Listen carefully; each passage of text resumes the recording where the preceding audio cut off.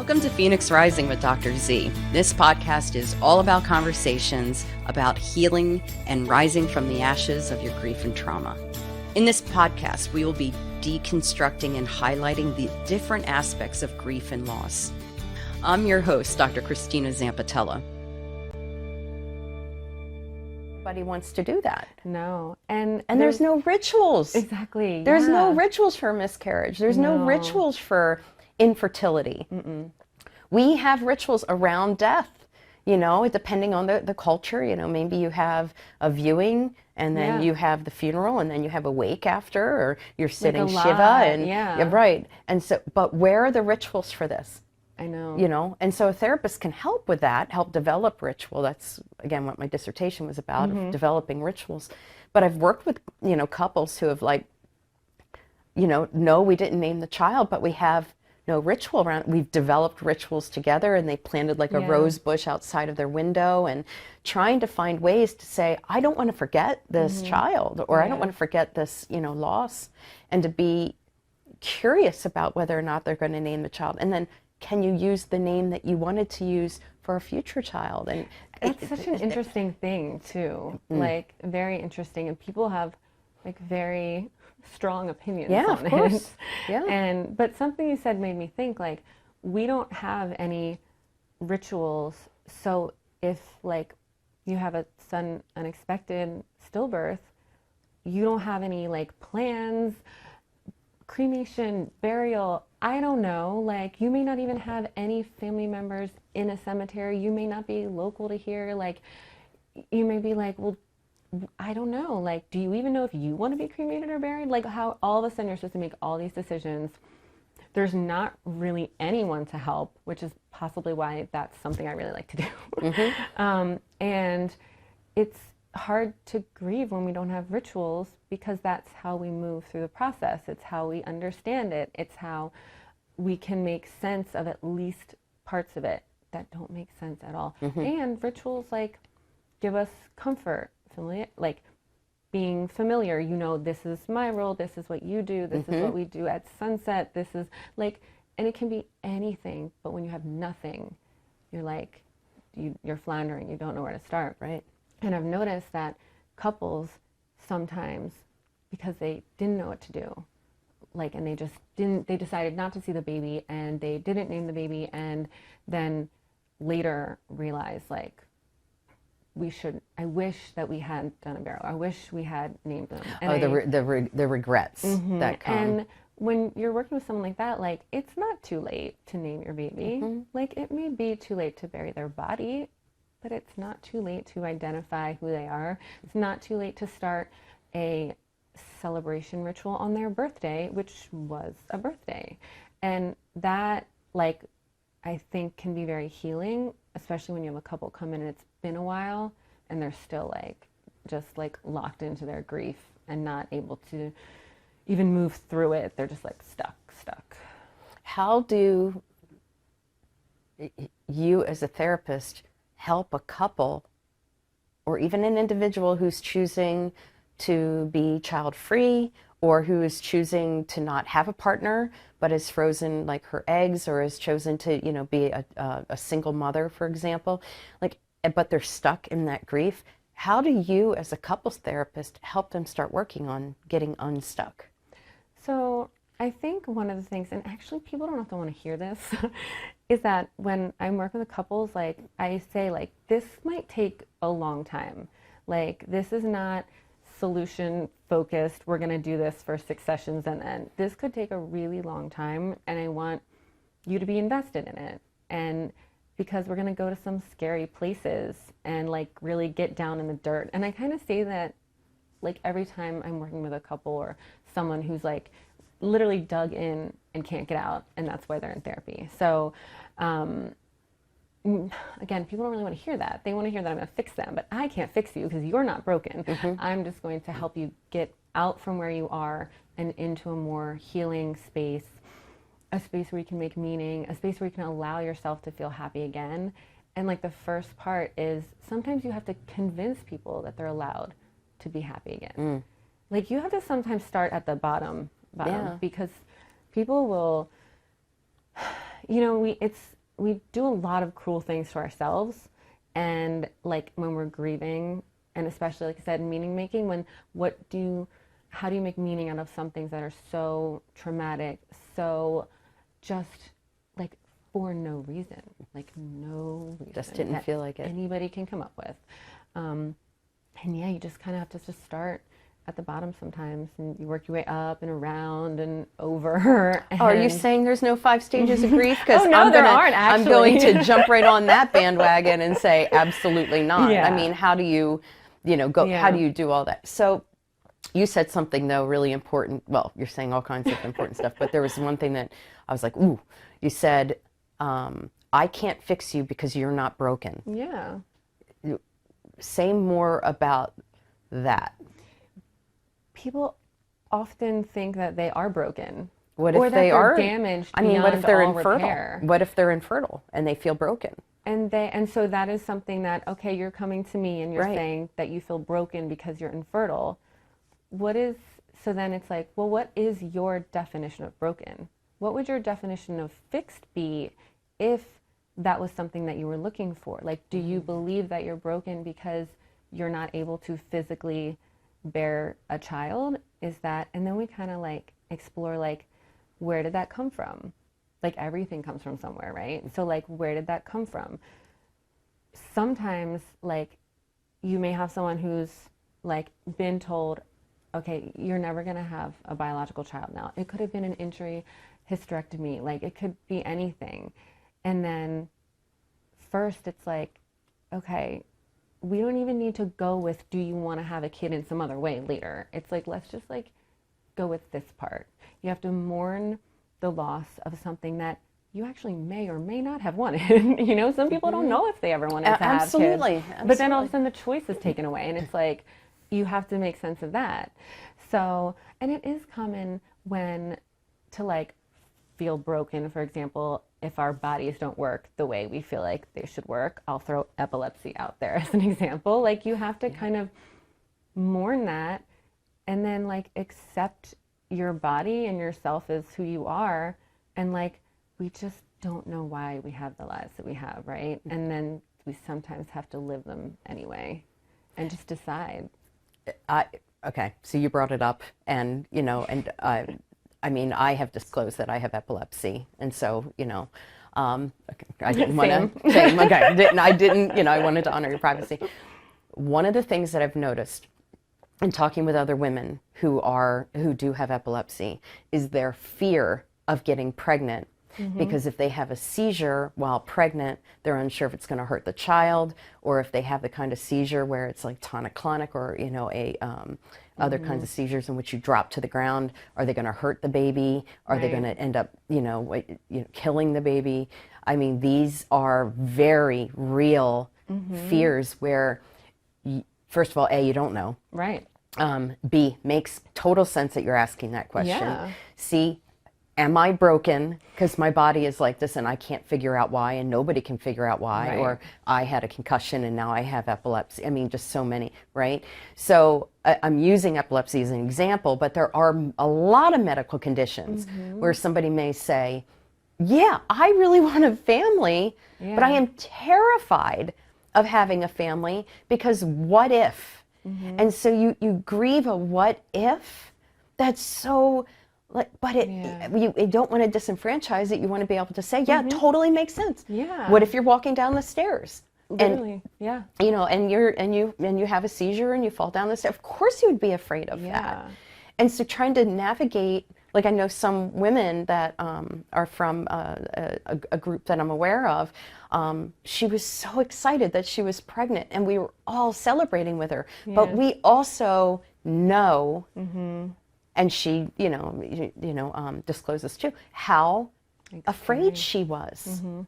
So it's like it almost takes a little bit of the joy away from being pregnant, because she wanted to be pregnant, so her joy was there. And she said it's like this mixed, conflicting experience that she's having, where other people who may not have those challenges are able to experience their pregnancy differently.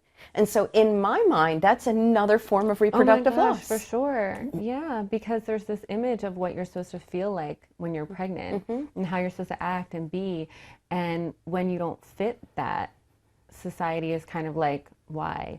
So then maybe you don't feel comfortable disclosing that you feel sad and scared and worried, and like you're maybe not bonding with the baby in a way that you feel like you want to because you're too afraid. And so that's all so much, right? So, and in that case, like, and I know we talked about that before, like, joy is such an amazing emotion. Hope is such an amazing emotion. Like, feel it all that you can, because we know we can only do it. We can take our medication. We can sit down on the floor if we think we feel dizzy. We can do everything we can do, and then that's it. And then the rest, we have to just leave up to whoever we happen to leave it up to. And allow, and like, I mean, I have to learn this for myself for all random things, but like, allow yourself to feel hope, because worrying and sadness won't make it any easier if something bad does happen. Like, it's just not going to be easier if you're not as bonded. It's not going to be easier if you haven't bonded with the baby. You are bonded with the baby. So why not feel it like in the forefront of your mind and not just the back of your mind? It's hard too. As like a therapist, you want to validate and recognize, yep, I get it. You're scared. Of course you're scared. Makes total sense. And then on this other hand, you have this amazing thing that has happened for you. And so that level of the medical fear, that's not one that we talk about either. No. I mean, it's No, a big one. not a I mean, lot. no, not And at all. especially like if you've lost a baby and then are pregnant again, the whole thing can be like fraught with anxiety. And something that I learned at stillbirth day, which like always stayed with me, was you can love someone and grieve someone that you may never meet. Like, and this, what you have right now, this may be the life that you have with your baby. Wow. Like, yeah. if this is your life, like, then do the things that you would want to do. People say you should read to your baby. So what if your baby's never going to read when they're like 5 years old, because they're never going to be 5? Read to them now. Do the Mozart, do the Shakespeare, do the belly cast, do the blessing way, like, do all the things. You are still pregnant right now. And even if you never have a live baby, try to make meaning with what you have now. And I think that's a hard one for somebody to swallow. It's gosh, like, why yeah. isn't it okay that I'm not okay? Yeah. And of course it's okay that you're not okay. And some losses, I think, can be so traumatic that maybe there isn't the eventual ability to make meaning from that loss. But with that said, and again, a future podcast here soon, being able to look at what does that look like when you have a really tragic, like unspeakable loss. How the hell am I supposed to make meaning from that? How am I supposed to make sense of that? And so looking forward to knowing a little bit more about that. That's a big question. It is, because most losses are tragic. Like, when you describe it as a loss, like, by definition, it's painful, hurtful, traumatic, like, and then sometimes, like, not even like describing them, some things, like, there's just, how do you even make any sense of it? And like, but in a way, or not, but at the same time, in a way, that's like a journey that you as the griever kind of go through, right? And you may, in years and years, find something that all of a sudden, like, made it click, that you learned something, made something better about you. And that may happen in 5 years or 25 years or never. It is possible.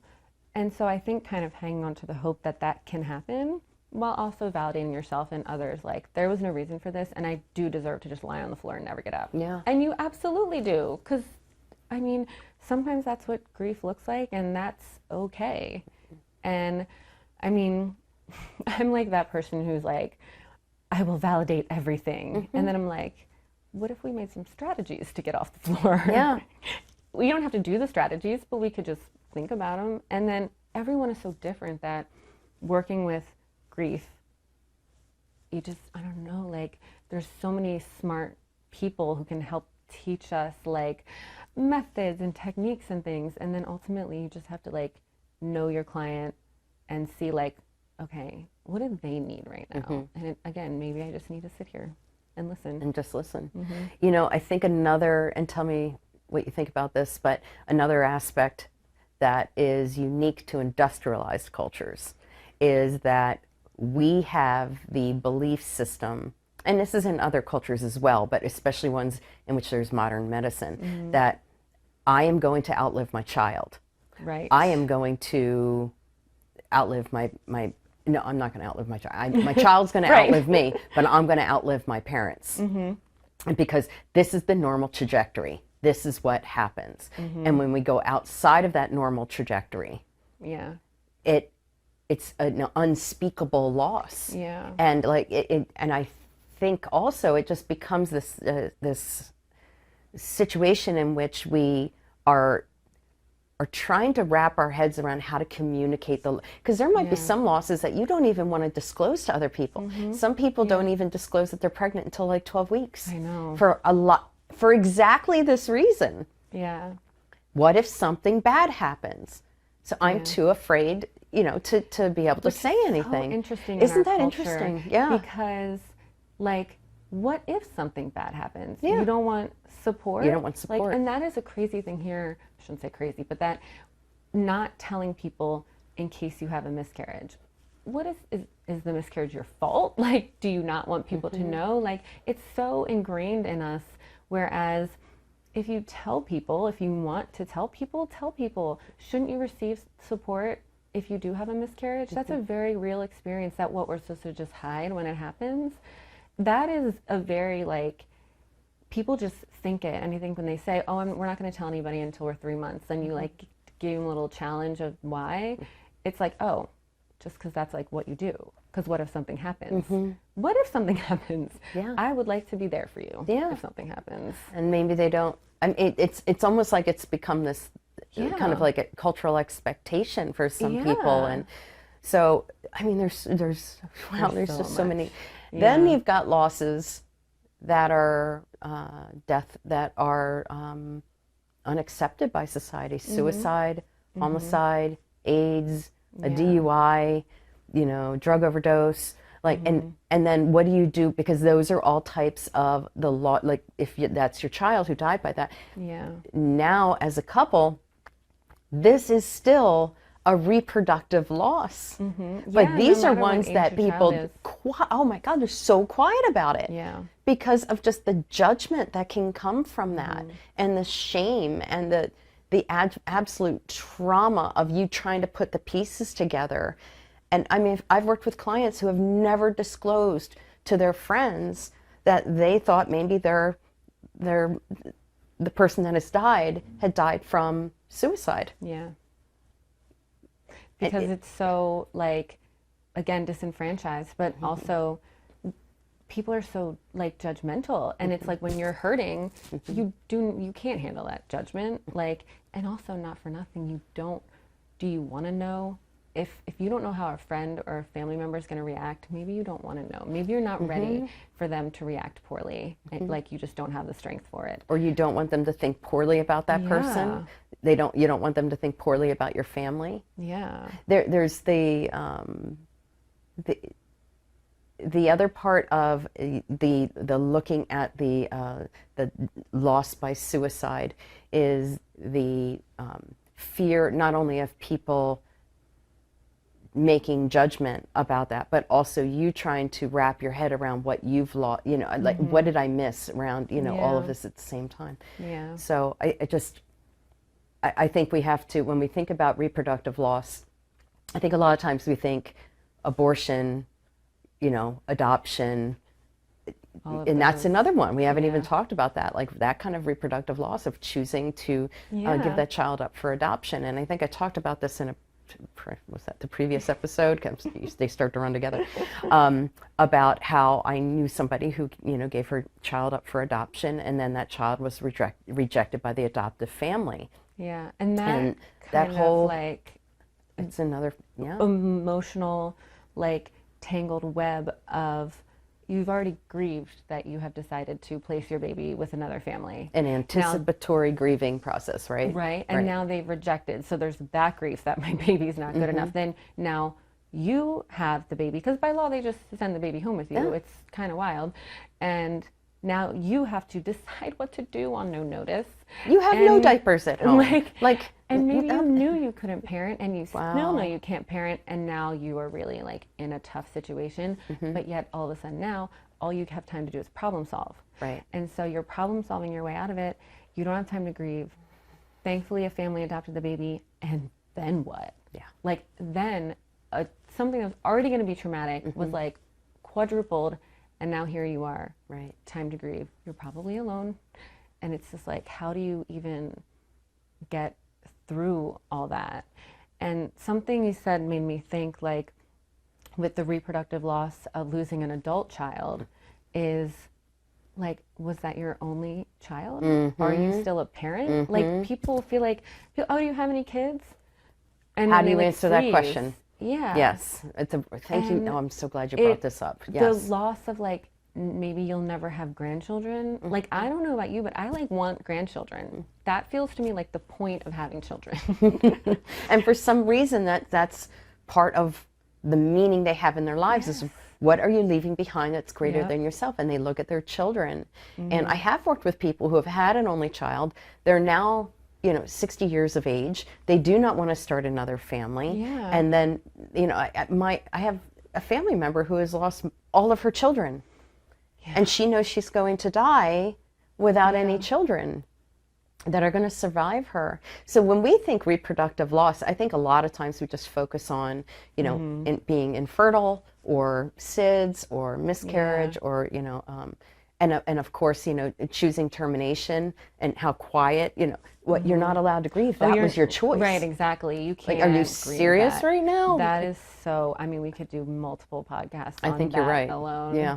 Like, because it's just so, like, as if it was an easy decision that somebody would make. Yeah. Like, I was just walking down the street. Yeah, you wanted to do that. That was your choice. And then the implications around that culturally and religiously and spiritually and morally and in your value system. And do you tell your family that you were pregnant? And people can still make the choice that was absolutely right for them, for what the baby would have been. The choice was 1,000% right, and still be sad about it. Sure. And you should be able to be sad about it. Definitely, that's like such a sticky one in this country, and it's so sad when... Think about what we're going through right now with the whole Roe versus Wade and all of the changes in all of the states and some of the most, I know, we could go forever on well, that. the good thing about having your own podcast, you get to say whatever the heck whatever you you want. want. Oh, that's true. We can. Right? I don't have anybody telling me I can't say how I feel about that. That is true. The bottom line is the laws around some of these things are just, you're right. There is a whole nother podcast. Matter of fact, keep that in mind. I think we might do that. When we're thinking about, what people can take away from this podcast today, what would you say are like maybe three, and I say this at the end of every podcast, what are three things that somebody who, or some persons together who are going through this loss of reproductive loss, what would be important things for them to take away from this episode? So I think one of the things that I think I said this already, feel is when you're pregnant or subsequent pregnancy after loss or any situation like that where you may never get to meet the baby alive, like, you can still love the baby. You can still grieve over the death. You can, like, you don't have to just be sad all the time. You can be, like, appreciative of the time you have, if that's culturally appropriate. But, like, the most important thing of you, like, have a relationship with this baby, even if that relationship might never exist outside the womb. The other thing I would say is, like, just reach out for support. Like, there's just, with reproductive loss of every kind, there's just this, it's like an instinct and even like expectation to just like retreat, right? Like, we're just going to retreat back to the house and not come out of the house and door closed to the nursery. And like, no, we need as if you are the parents, reach out for support. If you know someone this happened to, like, reach out for support, like reach out to them, drop food off at the door, like just anything. And don't do that just for 2 weeks. No, like for check in and don't forget to mention the child's name, because parents get afraid. Right. And that, Yes. Mention the baby's name. Yes. Talk about the baby periodically. You can even say things, and this is like, you hear the whole like, oh, I don't want to bring it up. I don't want to remind them. They are all thinking about it every day. Promise you they're already thinking about it. You know what would be nice for them? If they thought you were thinking about it. Right. Like, and they that say would that. feel really good. Yeah, you definitely hear that. I just don't want people to forget that he was alive. Yeah. Like in that kind of situation, if they've lost somebody or that, and it's even for some people, like, say you're close friends, like, it's okay to be like, you know, I really wish that Kelly could be here to be in class with Joey. I know we thought that was going to happen and that was going to be really cute. And I just want you to know that I was thinking about that, and I love you, and you'll probably cry during that time, but of course you should cry. It is a loss. Like, when you have a reproductive loss, it kind of just keeps going. It's a non-finite loss. Yeah. Where's the end point? Yeah. So I'm hearing you say, allow yourself to accept and receive the love and support that you have. Don't close yourself off, you know, forever. There's going to be a time when you withdraw, and I think that's pretty normal, Yeah, you know, that's okay. for a lot of people. But also a third takeaway would be, don't forget to mention. Don't hide away or don't shy away from being a support to someone who has lost a child in any way, or struggles with infertility. Like, put it out there. Brene Brown says, you know, shame cannot survive under the light of empathy. Yes, right?